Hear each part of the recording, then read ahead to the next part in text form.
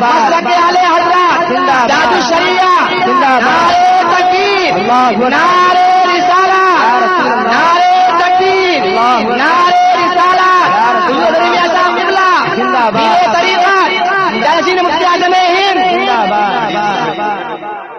کوشش نہ کریں،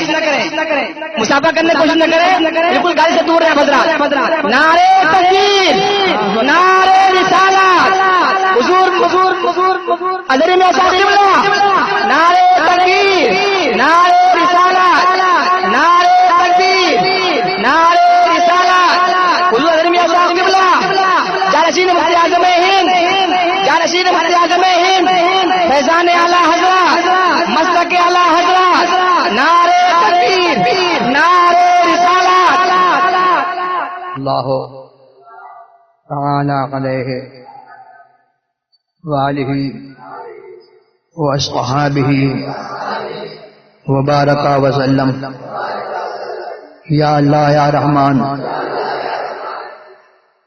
یا رحیم، دل مارا کن مستقیم، بحق ایاک نعبد و ایاک نستعین. اہل سنت کے سچے مذہب پر قائم رہوں گا، قائم رہوں گی، بد مذہب سے بچتا رہوں گا، بد مذہب سے بچتی رہوں گی. نماز روزے ہر فرض ہر واجب کو،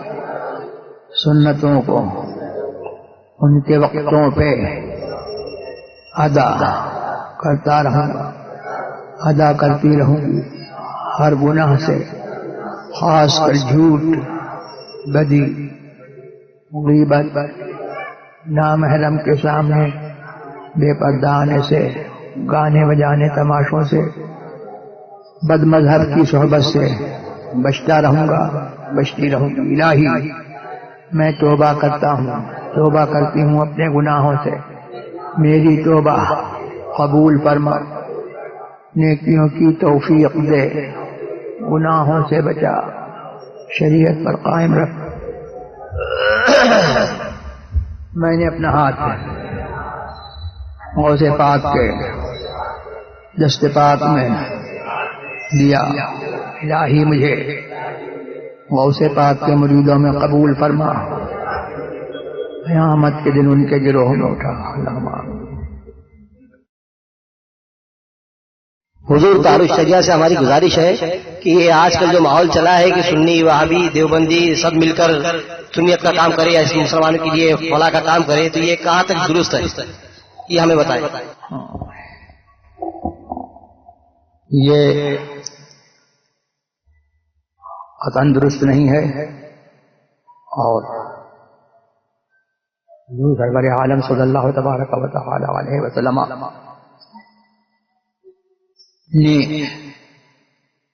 ان لوگوں کے بارے میں جن کی بد مذہبی حد کفر تک نہیں پہنچی، ان کے بارے میں ہم اہل سنت والجماعت کو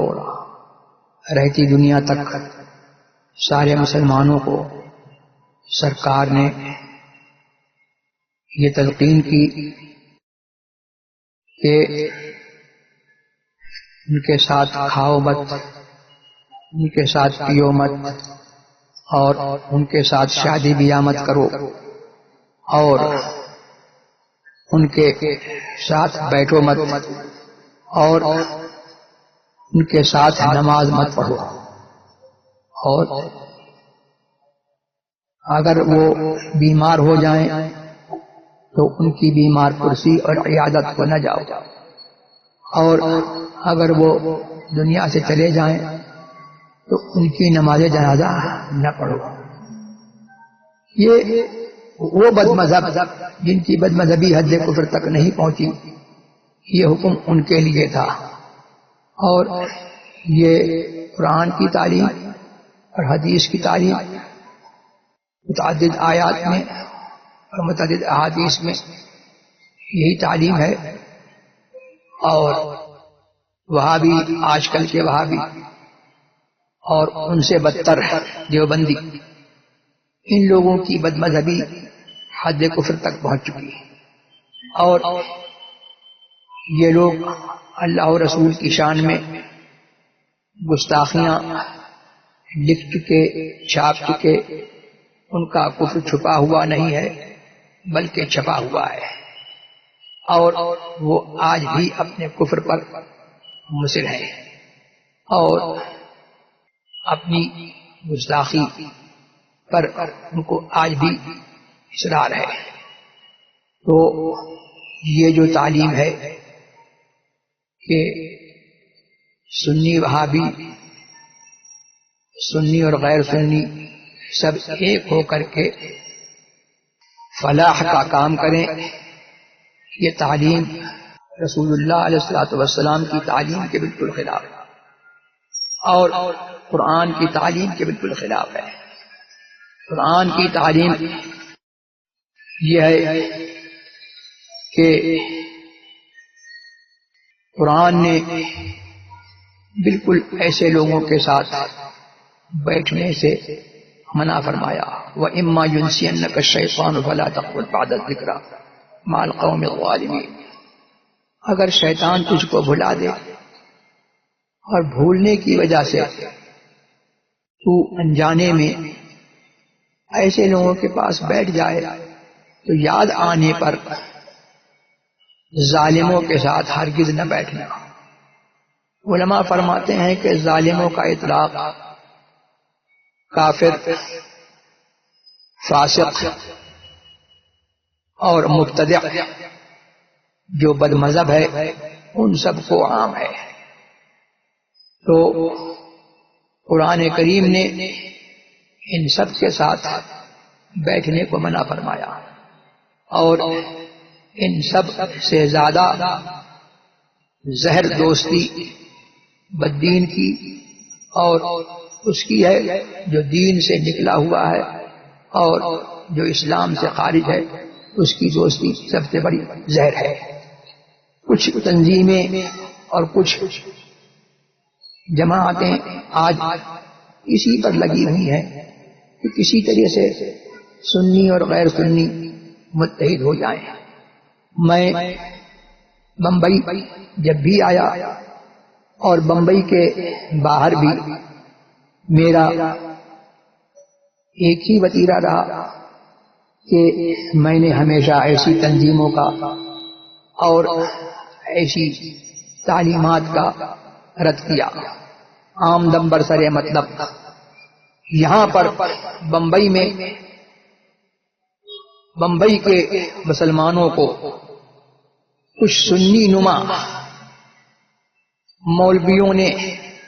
گمراہ کرنے کا بیڑا اٹھا رکھا ہے، اور علماء کونسل بنائی ہے جس میں سنی، وہابی، رافضی سب ایک ہیں۔ اس سلسلے میں ان سے بارہا کہا گیا اور اخیر میں بالآخر میٹنگ کی گئی اور ان سے کہا گیا کہ آپ سنی علماء کونسل بنا لیجئے، اور یہ وہابیوں کے ساتھ جو اختلاط ہے اور دیوبندیوں کے ساتھ اختلاط ہے، روافض کے ساتھ اختلاط ہے، ان کو چھوڑ کر کے آپ سنی علماء کونسل بنا لیجئے۔ صاف انکار کر دیا کہ میں اس سے متفق نہیں ہوں۔ وہ علماء کونسل اور علماء کونسل سے جو تنظیم، تبلیغی تنظیم جو تبلیغ کا کام انجام دیتی ہے، وہ کوئی بھی تنظیم ہو، آج کوئی تنظیم ہو یا کوئی آئندہ کوئی تنظیم ہو جو علماء کونسل سے جڑی ہوئی ہے، وہ سنیوں کی نمائندہ تنظیم ہرگز نہیں ہے۔ اللہ تبارک و تعالی علماء کونسل والوں کو ہدایت دے، اور جو علماء کونسل والوں سے جڑے ہوئے ہیں اور ان کو اپنے اجتماع میں ہر سال بلاتے ہیں، اللہ تبارک و تعالی ان کو ہدایت دے اور سنیوں کی آنکھیں کھولے، اور اللہ تبارک و تعالی توفیق عطا فرمائے کہ سنی ایسے لوگوں کو پہچانے اور ان سے دور